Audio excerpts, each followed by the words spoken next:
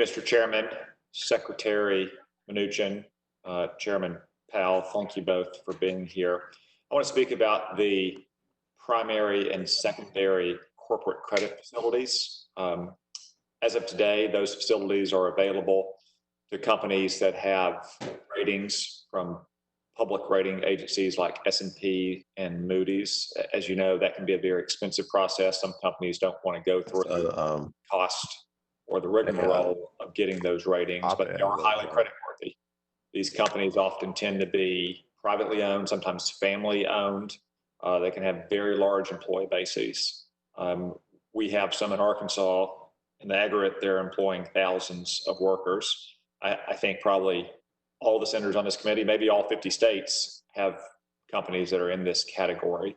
Oftentimes, they sell loans directly to insurance companies like life insurers that are rated by the National Association of Insurance Commissioners. Those ratings are high quality. They are the functional equivalent of a public ratings agency like an S&P or Moody's.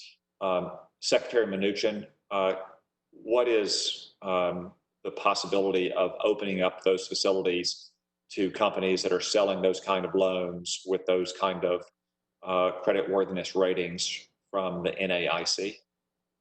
Senator Cotton, I've appreciated the opportunity that you've brought this to our attention. And as I've suggested, I'm working with the Fed very closely to see if we can accommodate using those NAIC ratings.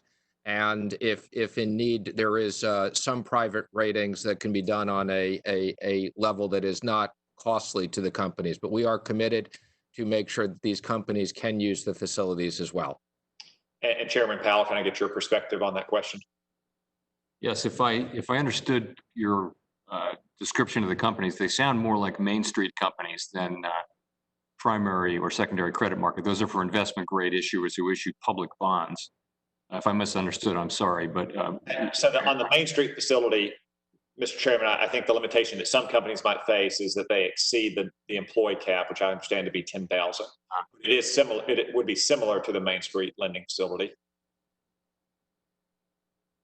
Well, I'll just echo what Secretary Mnuchin said. We're working on this problem.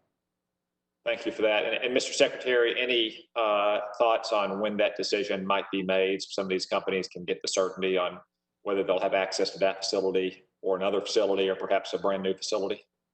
I understand the importance of this, and I'll commit to try to get back to you within the next week.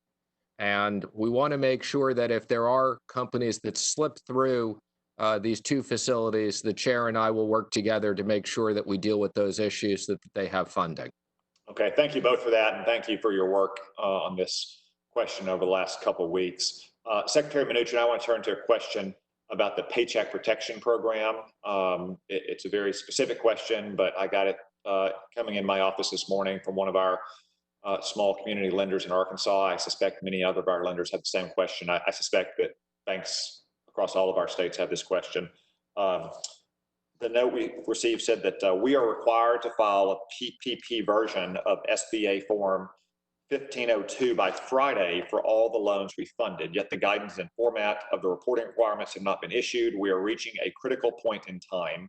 As you know, banks have to extract this information from our core, and that can be both time-consuming and tedious. We asked for a little more detail. That detail is as follows. Banks will have to extract these data points from our primary core software system. This will require programming to mine these data points, then merging into the required format. Then we have to inspect for accuracy. This will require several days to accomplish. It is not as simple as pushing a button and the data is populated. Mr. Secretary, given that this is Tuesday, the deadline for this is Friday, what's the prospect of getting more detailed guidance from the SBA as soon as possible, or perhaps pushing that deadline back a little bit so all of these smaller lending institutions will be able to comply with what you need? Mr. Senator, I believe we've already pushed that date back, but I will check on that and confirm it. And if there is a specific institution that has a problem, please let me know the name and we'll figure out how to accommodate that. We want to make sure that we get the information, but where there are small and medium-sized banks that have issues, we'll obviously try to figure out how to accommodate them.